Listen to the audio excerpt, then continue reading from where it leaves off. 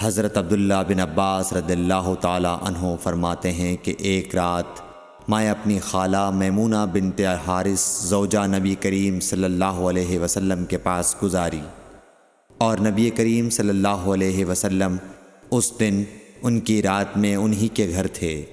آپ صلی اللہ علیہ وسلم نے عشاء کی نماز مسجد میں پڑھی، پھر گھر تشریف لائے اور 4 رکعت نماز نفل پڑھ کر آپ سو گئے۔ پھر اٹھے اور فرمایا کہ ابھی تک یہ لڑکا سو رہا ہے یا اسی جیسا لفظ فرمایا۔